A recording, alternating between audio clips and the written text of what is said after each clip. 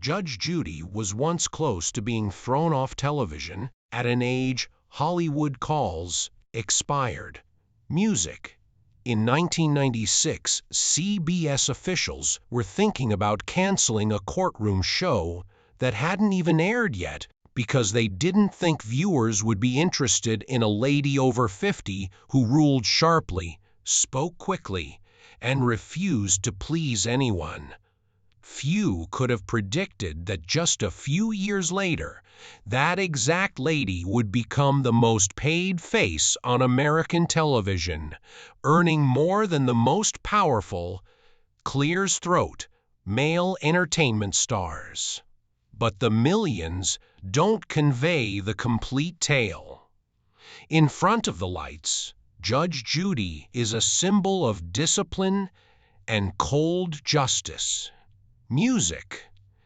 In the background, she was a single mother who battled to reconcile a rigorous legal profession with a dysfunctional home. Music. A female judge whose competence was questioned in a male-dominated system.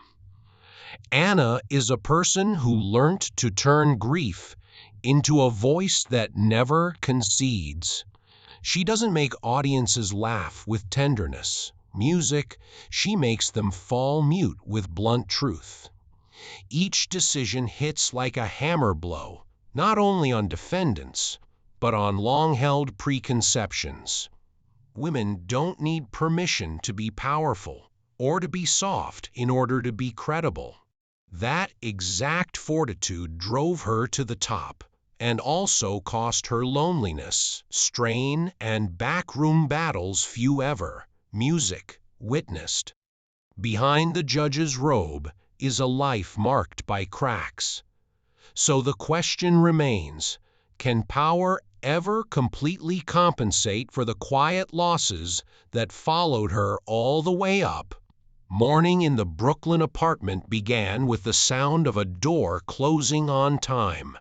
One person left for work. Music, one stayed at the desk. The schedule hung where it could be seen readily. The inquiries were never long. Music. Is today's job finished? Where is the homework? How are the results? No one explained why timeliness mattered. The clock on the wall did its job on its own. Discipline was not listed as a value in that area. It was a habit. The father worked as a dentist. The mother was an office manager. Work existed in the house not as professional, music, stories, but as rhythm, hours, paperwork, things to be finished before the day ended. There was little, music, room for dreaming. There was room for what had to be done. Judith Susan Bloom was born on October 1942 in New York City and grew up in Brooklyn in a middle-class Jewish home. But what defined her earlier than her birth year was not an address. It was the music, feeling that each day held a small list in the head. What had to be done, what was left to do, music, and where tomorrow would start. Post-war Brooklyn was not a place that music waited. School, buses, the bustle of the streets. People who spoke slowly were frequently music, ignored since everything moved quickly. Judy developed an early reaction in that setting. To be heard, talk clearly. To keep your place, prepare ahead. No anecdote about a dream job unfolded. Music over supper. There was a more sensible reasoning. Study, test, move on. In 1963, music, she graduated from American University in Washington, D.C. Music, 2 years later, in 1965, she graduated from New York Law School and passed the New York State Bar exam. Entering the profession, Judy did not select the courtroom. She started out as a lawyer for a cosmetics firm in the corporate world. Offices, paperwork, contracts, everything followed process. But that profession placed her in a regular pace where there was no pressure to decide immediately, no direct confrontation, and few instances when a single statement could change music, a situation. She felt that the work did not touch music, the instinct she had become accustomed to utilizing. But there was no shock. During this moment, Judy stepped away from the profession, music, to care for her children. Life became slower. Yet in that slowdown period, one thing got extremely evident. She didn't belong in environments, music, that didn't require quick decisions, didn't require maintaining the tempo, and didn't put her in a position to go right to the point. That gap did not last. And when she returned, she did not hunt for another office. She looked for music, a place where each day required asking quick, deciding fast, and keeping the room from slowing down. In 1972, when she went back to work, Judy did not return to corporate headquarters. She submitted an application to the family, music, court. The initial days had no welcoming ceremony. There was a stack of files laid, music, on the desk, a timetable crammed from morning, and courtrooms where people went in already bearing tiredness on their faces. Protection orders, child custody fights, and discussions that have long since lost the patience. Music should all be recounted from the start. The morning started with a fast scan of music documents. Afternoons typically faded into the sound of the next music case being called. Some days she scarcely stood up from her chair between sessions. Each question had to be brief enough to maintain the flow. Every answer had to be chopped short when it began to wander. There was no time to hear the complete story. There was only time to discover the part that could be handled quickly. And in those courtrooms, there were no lights, music, and no audience. The quantity of files left for the day dictated the tempo. Music. The voice had to be clear enough to silence the room. The glance had to stay long enough for the other person to understand. Circling around was not an option. A habit developed with every change in music. Go straight to the question. Condense the narrative. Continue to move the room with music. There was no stop to recollect a decision. One side had barely music left the seat when the call for the following case heard. The docket sat long on the desk. The music's rhythm has to be maintained by the person sitting in the chair. Joining the New York family court system as a prosecutor, Judy walked into a structure not suited for extensive music listening. The amount of instances was large. The pace was thick. Stacks of paper, not hours, were used to measure days. Their authority did not come from speaking loudly, but from keeping the flow of work, music, from clogging. The workday begun with the sound of files being turned. One stack heaped over another, music, paper edges worn, pen notes crammed between printed reports. A case name was called. There was only one person standing. The next file was already on the desk before another person had finished sitting down. Music. Judy sat on the prosecution's music side. Her eyes moved quickly across dates, addresses, underlined milestones. Music. One detail is marked. One line is circled. When the parties began to speak, and the first few seconds were enough to catch their rhythm, whether the opening sentence was long or short, whether their gaze held, whether the voice dipped where clarity was needed. The first question was often not to let them tell the story. It was to decide if they ought to carry on at all. The question was interrupted if someone was rambling. Music, the question changed if someone stayed away. One part of the story was set aside to keep the music, rest, standing in the right place. The courtroom did not pause to hear all of the testimony. It moved according to the schedule. Music. It sounded like a dispute had just ended when the call for the next case was made. Lunch breaks were not long. New files were pushed forward. Custody, music, disputes, protection orders, relationships already broken before entering the room.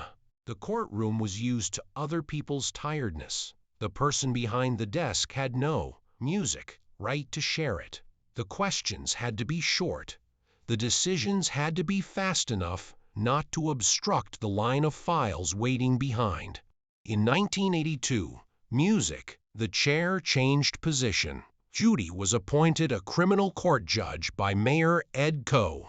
The files grew thicker. The air in the courtroom grew heavier. The folks standing before the bench held difficulties no longer confined to domestic matters. But the beat did not shift. The questions still went straight. Music. The courtroom was still kept from straying. By 1986, her role expanded to supervising judge of Manhattan family, music, court, and the schedules of multiple courtrooms moved on a shared tempo. One chamber slowing down affects the others. Judges passed in the hallway exchanging brief music words. The method to cut someone off, the way to finish an argument, the way to use quiet at the proper moment. These were no longer only trial abilities, but tools, music, of cooperation. Her voice was enough to stop a room. A look was enough to make someone correct an answer. The next file was already waiting on the desk before the last. Music, one had cooled. For years, Judy Shinlin existed in a space rarely entered, music by the media. Family court was not a place that produced pleasant images. Small, music, courtrooms, thick files, back-to-back dockets left little room for story. No gallery, no moment to hold for the camera. Those outside the system barely knew this speed, music, unless they were pushed into it. The 1993 Los Angeles Times piece did not stem from a publicity push. Music, it began with a professional observation. Josh Gatlin, spurred by his wife, Heidi, music, Gatlin, addressed Judy not as an entertainment figure, but as a systemic problem. The report did not frame her as a courtroom, music, star. It described a judge struggling to keep an overburdened structure from losing its rhythm. Music. In it, Judy was not introduced as someone sharp-tongued. She was portrayed as someone who reduced time, and the music descriptions emphasized on speed, on how she pressed gatherings to hurry to the point, on how she considered meandering as a kind of using public resources. That framing placed her in a rare category, not personality, but function. An individual considered as music, a tool for keeping a system operating. What made the peace spread was not harsh rhetoric. It was the comfortable feeling readers recognized, an image symbolizing the order. Many thought society was deficient. Someone who kept music, the machinery running on schedule rather than a judge. The tune rapidly drew the music attention of 60 Minutes. The program's team was not looking for amusement. They were aiming for an image that carried a societal condition: tiredness with cyclical discourse, music, dissatisfaction with slow systems, and the longing to witness a space where time was tightly confined. When 60 Minutes put Judy on screen, the camera did not look for emotional peaks. It settled into the courtroom's beat. Moments of interruption, short, music, queries, a stare held long enough to make someone pause. There was no character created by television at the time. It filmed a mechanism at work. Audience reaction did not follow the pattern of enjoying a music colorful personality. It came after a familiar order was acknowledged. Judy was not mentioned as entertaining by viewers. They commented about the impression of witnessing a room where things did not stretch, music, endlessly, and a location where the person with power actually held the tempo. Within the legal world, the response was more complex. Some saw it as simplifying important work for television. Others noticed in Judy, music, an uncommon public image of professional discipline. What jumped out was that few perceived it, music, as a performance. The majority realized that what was captured by the camera has long been present in courtrooms without cameras. Music for CBS, this was essential in another manner. Not because Judy was intriguing, but because a format, music, was beginning to arise, a space where real conflict, real decisions, music, genuine processing speed could be packaged for television without a script. A format where authority was not acting, music, but structure. From a television standpoint, Judy was not considered as a personality, music to be cultivated. She was viewed as an operational hub that could support a whole room. Someone who, just by sitting down, imparted rhythm to everything around her. In television, this is uncommon. A figure who does not need to be sculpted because the professional structure, music, itself is the picture. The story and 60 Minutes, music, did not generate a star in the entertainment sense. They placed a face, long accustomed to weighty music, dockets, into a larger frame. A person used to preventing a room from losing its pace was now placed before millions, with the same stance, the same expression, the same method of cutting in. From that time, the name Judy Shainlin no longer appeared only on the schedules of Manhattan Family Court. It began up in production meetings, not as a character eye, but as a technical question. If the true courtroom beat were preserved intact, would spectators stay? That question was not answered on TV. Music, was examined behind closed doors. How many cases a day? How many minutes per file, where cameras could stand without disturbing music decisions? Editing had to keep up with the judge's pace rather than the narrative rhythm of television. The calls changed rhythm after 60 minutes. Judy was contacted by Rebel Entertainment and CBS as an operating center that had previously tested songs under duress. What they observed was not sharp remarks. They witnessed a room that could fall into order by the presence of one individual. The earliest meetings happened around a worked, not a screenplay. The questions involved the speed, music of a court day. How many cases could pass over the desk in one session? Before the room became jammed, how many minutes did each case take? Editing had to follow processing speed. The thought was procedural. For Judy, the offer presented as an issue of relocating the core of her work. For more than 2 decades, she has handled nearly 20,000 cases.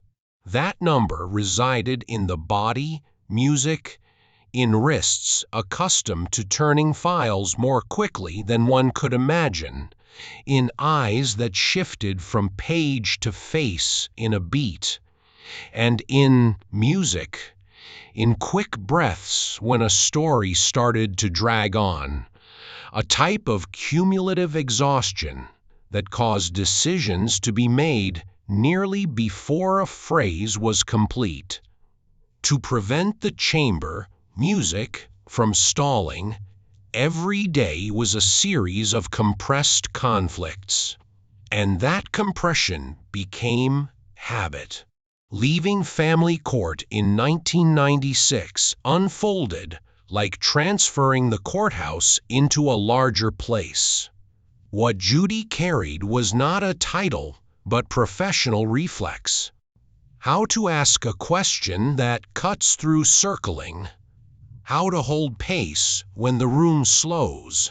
The next file should be called before doubt develops. The change was not in the job, but in the number of eyeballs staring. Music, the chair. The novel Don't Pee on My Leg and Tell Me It's Raining, published in 1996, was included in the same motion during that time. It did not stand beside television as an accessory. It recorded how Judy regarded the system and the people within it. Music, direct, brief, without avoidance. This was the first time that many readers realized that what would be seen on TV had been refined for years in courtrooms without cameras as a professional habit rather than a manufactured style. On the production side, the Samologic led to a structural decision. The person beside the bench, Rebel and CBS, wanted someone who had lived in that rhythm in real life. Music, reconnecting with Petrie Hawkins Bird, formerly a bailiff at Manhattan Family Court, sprang from the necessity to protect operational flow.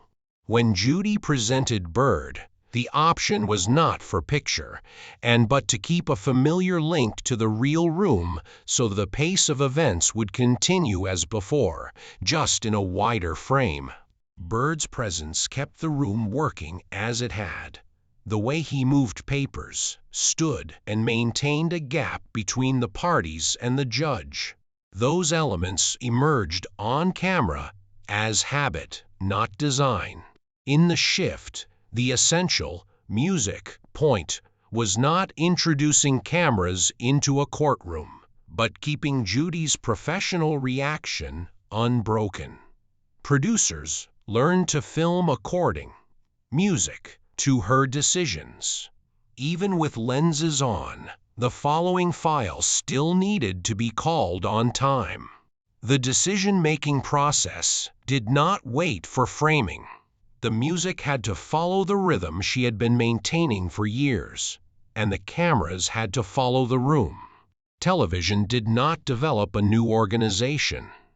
It expanded one already embedded in Judy's body, sound, and habit. No emotional arcs were pre-built. There were no pauses to slow down the pace. Music, the feeling of seeing authority in action in real time, where every moment was tightly controlled by the music. Next choice was what drew viewers in. Therefore, leaving family court did not feel like a career change.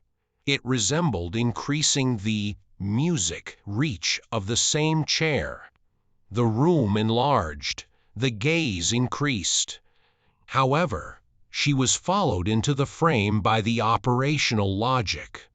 The way she maintained her pace, cut through circles, and music forced time to serve decision. As Judge Judy prepared to begin, what pushed forward was not the image of music, a judge, but a system sharpened over years through bodily weariness reaction. When the cameras initially switched on, that familiar room opened not as a new show, and rather as a space long existing only now placed before the eyes of the nation. Judge Judy debuted on September 16, 1996. The set was made like a scaled-down courthouse, where every element had one function: to keep the idea that decisions here ended disputes, not created drama. Cameras stood in fixed places. Music, lighting was bright enough to see faces, but not enough to soften pace. The room was designed to keep authority in operating condition. From the earliest recording days, the shooting schedule, music, tested bounds. Not one instance, not a couple, hundreds of filings a day. Each litigant appeared with a distinct story, but the chair above could not alter beat for each. Every case had to be treated as if it were the first of the day. Same focus, same filtration, song, same need to get to the point.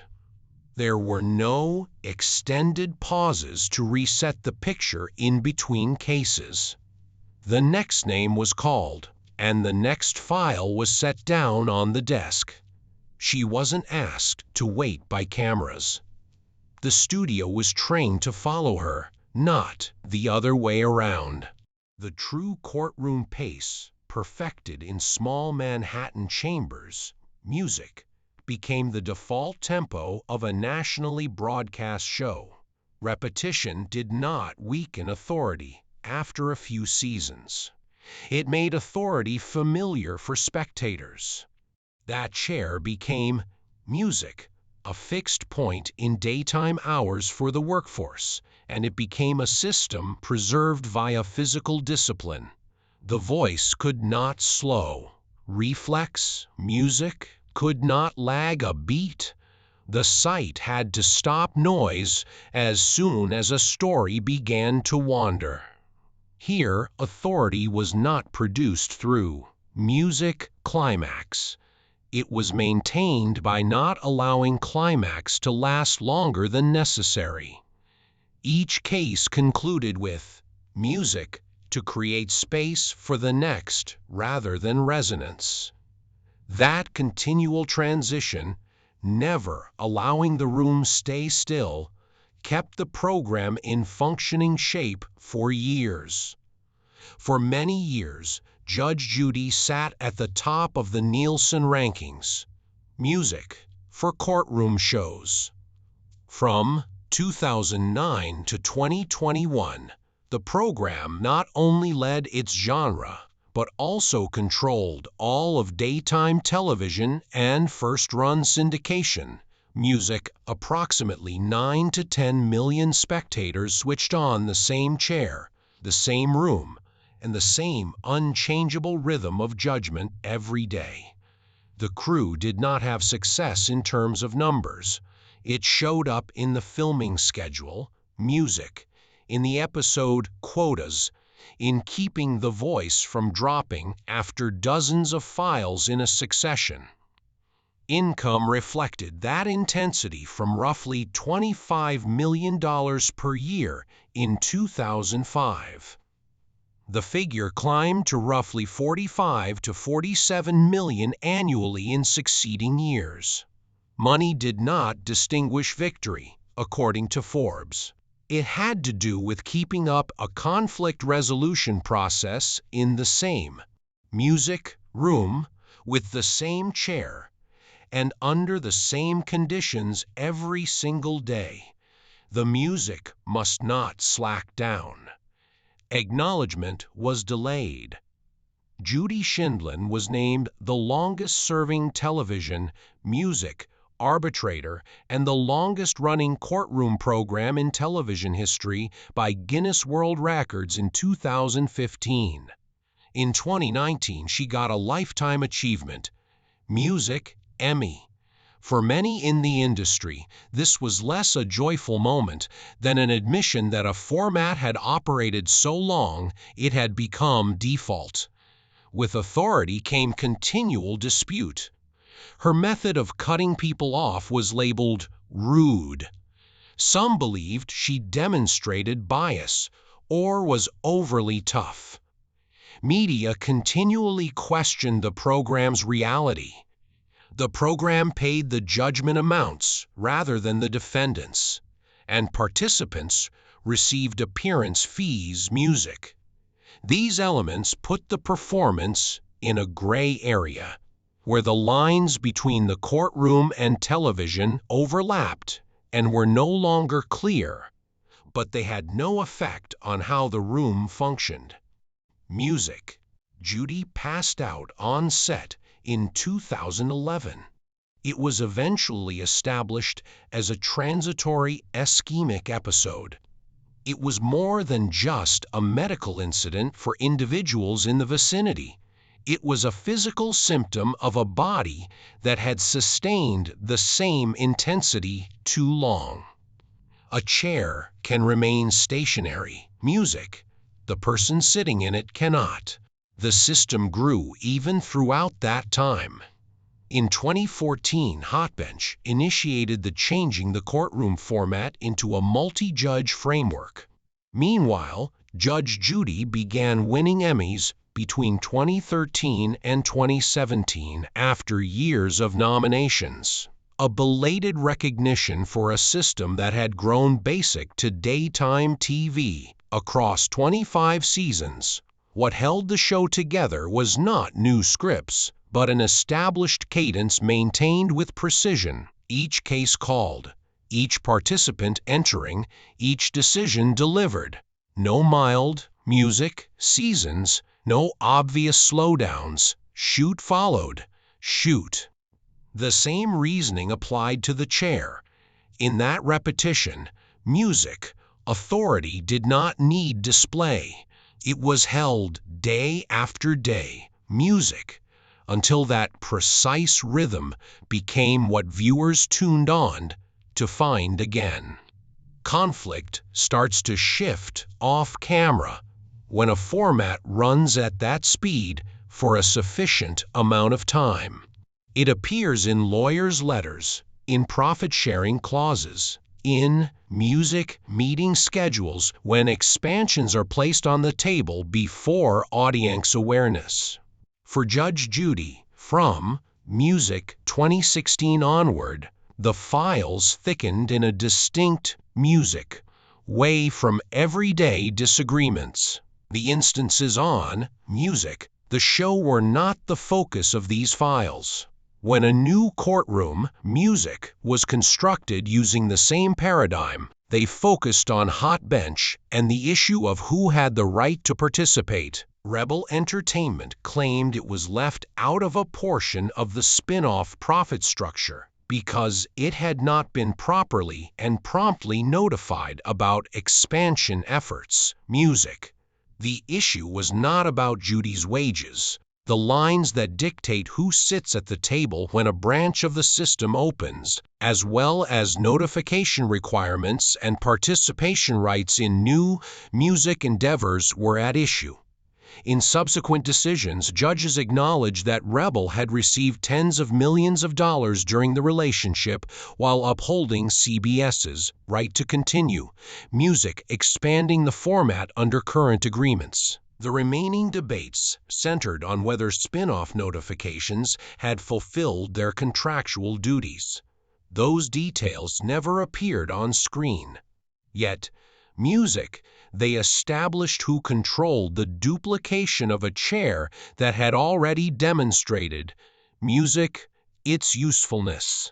Rebel Entertainment, a production partner since the early years, filed suit against CBS, alleging issues, music, of profit-sharing and participation rights in expanding initiatives, including Hot Bench. The dispute did not unfold on film. It emerged in contracts, in how revenue was divided, and in the question of who gained credit when a format continued to be copied. CBS and Judy Shindlin replied, music, through legal structure. Their claims based on distribution rights, production rights, and how agreements had operated for years. In court documents, there were no traditional courtroom pictures, only spreadsheets, music, payment schedules, and provisions detailing who controlled extension of a model that had already proven effective. Decisions verified that Rebel had received tens of millions of dollars during the relationship, and that Judy had not been overpaid under the terms of the agreement. At the same time, notice and participation rights in spin-off projects, small things on paper that dictate who, music, sits at the head of the table when a new branch of the system opens, were taken seriously by the courts. Alongside the primary case, secondary disputes appeared like appendices. Some involved using Judy's music, picture, in legitimate advertising without explicit permission. Others focused on who owned the objects, materials, or pieces that appeared on set, and how music was used. These hardly ever made the front pages, but they demonstrated how Judy's reputation had developed into an asset that was handled like any significant commercial music property. At this stage, the judge's chair existed beyond the frame. It appeared in meeting calendars, draft contracts, exchanges, music, between lawyers and producers. Decisions about expansion rights did not alter the on-air rhythm, but behind the scenes, that same rhythm, music, was copied into documents where each line defined who held authority when a courtroom was placed on another platform. While audiences still tuned in daily to see a familiar room, on another level, the same system continued to be negotiated and protected. Music, not with a gavel. With packed meeting schedules, files flipped quickly, and music, clauses updated to keep the model functioning with a rigor not unlike the on-air speed. A lengthy linear television cycle ended with an operational choice rather than an on-air farewell, and a rhythm sustained for years in a set time slot shifted into a realm where music, broadcast schedules no longer determined presence. The courtroom did not depart. It was moved on another site where viewers arrived by demand, not by time slot. The change did not take the shape of show-ending music. It took the form of shifting the distribution center. The room's logic stayed the same, but audience access changed. The courtroom presented as a place where trials opened at the viewer's preferred pace, as opposed to tuning in, music, according to a syndication schedule. A subtle change that allows the chair to break free from the limitations of linear television. When the new studio opened early in November 2021, music, The clerk's desk was filled with more than just paper files. Screens flashed up before the first case was called. Summaries appeared in order, milestones underlined so the music chair may move right to the first question. Judy Justice debuted on IMDb TV Music, which subsequently changed its name to Amazon Free, not as a brand new program, but rather as a courtroom situated inside Music's alternative distribution system. Broadcast slots were no longer used to separate tape sessions. Music. They were grouped in blocks. One block, several files. Before one case cooled on the desk, the next showed on screen. The rhythm did. Music, not change. Only the packaging did continual judging to serve batch, music, release, rather of preserving energy for particular episodes. Episodes did not wait for prime time. They were released in waves. Viewers opened many cases in succession. Is behind the scenes. This required sustaining pace longer in each recording session. Not the peak of each show, but perseverance across. Music, the block. The room could not slip between the 10th and 20th case in the same session.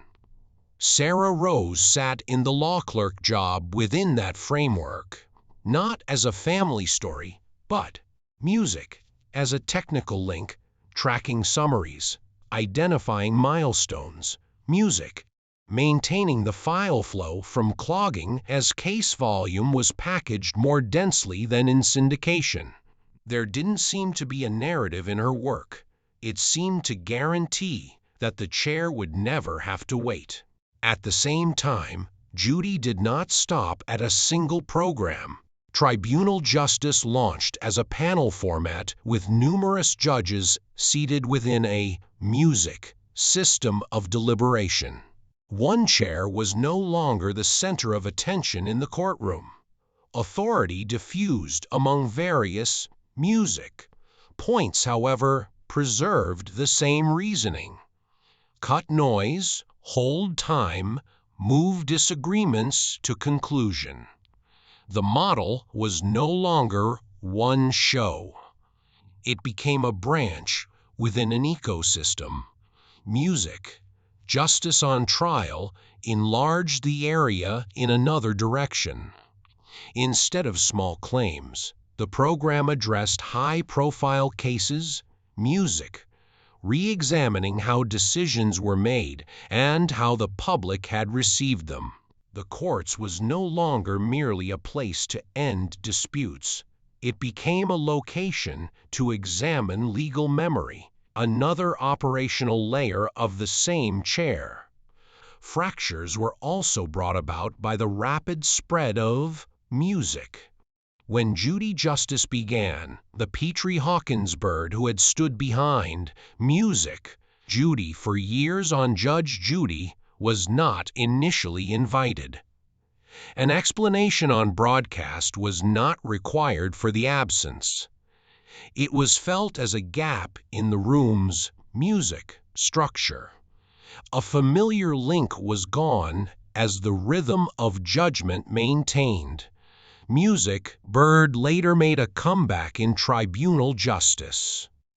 The return did not take the shape of public reconciliation. It developed as a structural modification. Music, a person accustomed to the old rhythm in a different style. Not to replicate the past, but to retain part of the system present in a transformed space. At this stage, Judy was no longer operating a single show. She was controlling an ecology. Music. Courtrooms were located over different platforms. Different formats shared the music, same processing logic. One chair no longer stood alone in a midday slot. It appears in numerous forms, tempos, music, and distribution areas. There was no big announcement to signal this change. It appeared in how shows were titled, how music cases were disseminated, how courtrooms popped up where linear television once did not reach, and while spectators might feel a new era, for Judy, it remained the same professional reaction. Music, now reproduced across platforms at diverse paces in a structure no longer bound to a broadcast. Music, schedule. When labor rhythm is sustained at such intensity for years, not only shooting or court calendars are shaped by it. Now what lies outside? Music. The frame begins structuring itself under the same logic. Time is no longer separated by personal necessity, but by the spaces left between working sessions. Within such arrangement, families did not stand outside the system. It became logistical support for the operating rhythm. Dinners pushed later, appointments rescheduled, music, routines established around a timetable that could vary within hours. There was no obvious distinction between private life and music, professional life. There was a stream in which labor set the tempo and everything else had to follow. Judy's personal life, therefore, did not open as a getaway from music, work. It formed inside the same rhythm that pushed her career forward. While creating her professional basis in the New York legal system, she married Ronald Levy in 1964. Music, they had 2 children. Motherhood, lengthy workdays, and law school all coexisted in a schedule that allowed little time for music. Family did not stand outside the machine. It was placed, music, into it. By the mid-1970s, Judy's workload grew in a way that left little room to breathe. Studies, legal practice, and family obligation stacked over one another in a pattern where the conclusion of one day merely opened another just like it. Personal life was not given the opportunity to restructure on its own terms. In that regard, the marriage dissolved in 1976. The ending did not develop as an emotional epiphany, and it occurred the way systems handle excess. Personal structure was modified to accommodate the established work pattern. It was not a goodbye story stated in words, music. It was a restructuring to keep traveling along the same direction. A year later, Judy married Jerry Sheen, also a judge. 2 intense labor schedules arranged side by side, 2 courtroom rhythms under one roof. Altogether, the family includes 5 children, stepchildren from both sides. The house was not merely a place to return. It served as a high-intensity logistics hub for 2 professions. Dinners contracted around filming schedules, days off bent, music, to court timetables. Presence in the family was generally judged by uncommon intervals between shifts, not by actual music free time. That connection, likewise, did not continue in a steady shape. In 1990, they divorced. They got married again 3 years later. Music, the story of leaving and coming back, was not romantic. It portrayed a life where job, professional authority, and hard tempo continuously forced on family structure. There was no distinct music or rhythm to relax in. Everything has to conform to a reality. The chair in the courtroom was always being called, and the professional schedule always moved ahead of personal life. A busy shooting schedule coexisted with family during Judge Judy's heyday.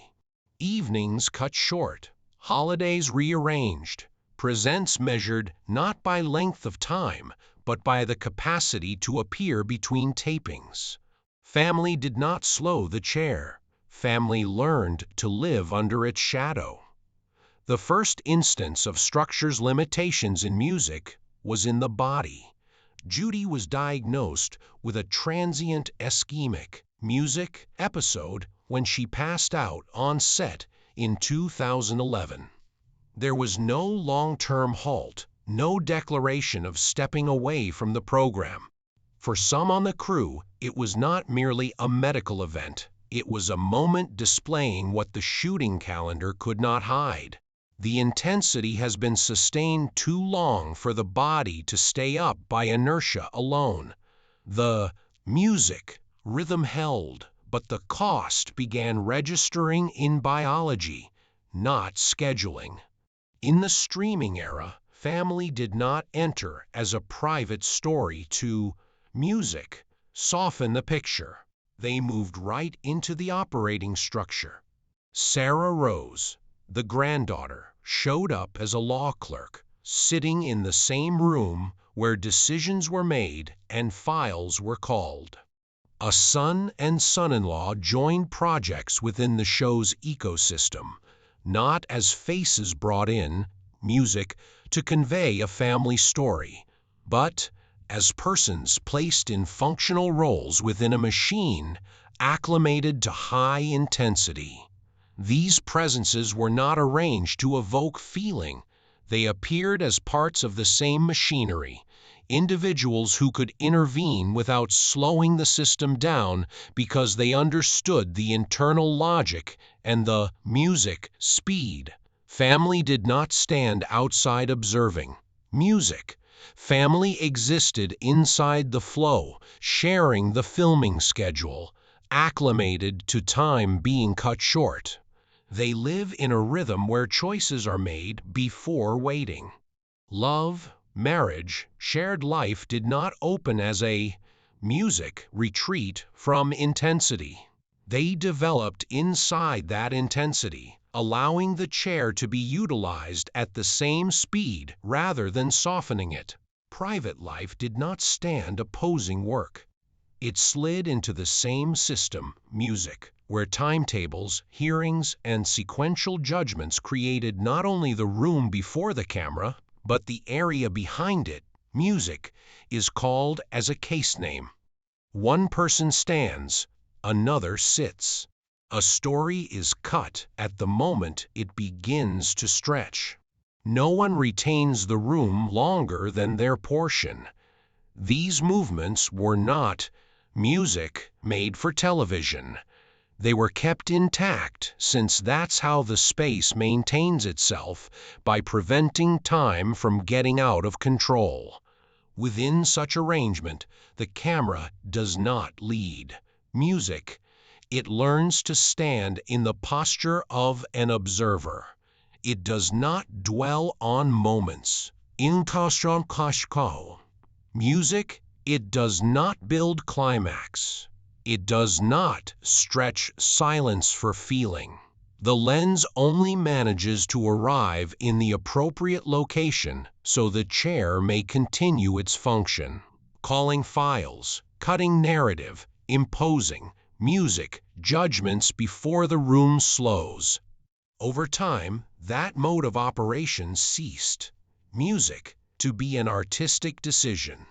It became the condition of the format's existence. The power to slow down judgment was no longer available to a television. Music, television has to adapt to the speed of judgment.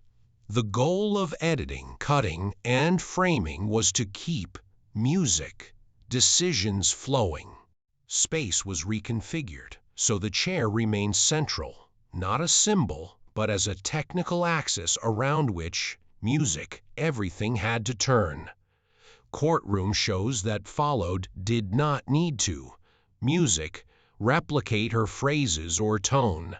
They learnt how to set up the space, how to put the judge in charge of the tempo, and how to systematically reduce time using music. It wasn't personality that spread. What spread was a system, a place where everyone is kept in line by processing speed alone, negating the necessity for authority to be demonstrated. Music. When the frame opens, what feels familiar is not the face. It is the impression that the room belongs not to a storyteller, but to a functioning rhythm. And as long as that rhythm is preserved, call the case, cut the speech, issue the ruling, shift to the next file, that room continues. Music, to exist on screen according to a logic set long before cameras arrived. No day begins with the aim of being lighter. The first thing the body does is check itself using tiny indicators. The throat in the morning, breathing when walking fast, music along the corridor, the feeling in the legs after standing long under lights. No one needs to remind her. She knows what can be pushed and what must be safeguarded. A professional of many years does not measure limitations by creativity, music, but by the precision of things that seem small. The schedule is built like a hearing, chin, music, tight, dense, little gaps. Meetings sit back, music to back. Taping days run into preparation days. When a free moment occurs, it manifests as a small gap between duties, just enough to eat fast, just enough to peek at notes, just enough music to change shoes before heading onto the set. Personal time does not vanish, it gets shoved into the corners of the day. Habit is no longer about keeping sharp. Music, is about conserving energy, sipping water at the proper moment, keeping the voice in a tone that will not exhaust her by day's end, reading files in a memorized order to prevent going back twice. When an argument begins to stretch, her hand touches the stack of documents lightly, a gesture to get back to the point. These gestures are music, modest, but they are how a body working long-term preserves itself. And effort is consequently no longer measured in seasons or episode. Music counts. It is measured by whether tomorrow's schedule is determined, who needs to be present, music, which files must be evaluated first, and at what tempo the set will function. A life planned this manner rarely has a moment of rest. The music is the only modification that keeps the action going. The studio door opens. The lights are on. Before she comes, everything is set up. Judy walks in, not rushed, not posing. She pushes the chair back, sits down, places the stack of papers in front of her, the way one places a task on the table. A brief stillness passes, not for suspense, but for alignment. She then calls the following case after looking up. No record is needed to, music, explain this situation. To make it bigger, no numbers are required. It is enough to look closely, music, to realize what carried her through decades. Discipline, clarity, and an approach to work that prevents disagreement from taking up more of other people's music time then is required. Please write me a remark if you ever turned on the show, music, out of curiosity, and stayed because the room seemed held. What do you recall most? The look, the voice, and/or the instant she got right to the point while someone was still attempting to explain it in detail.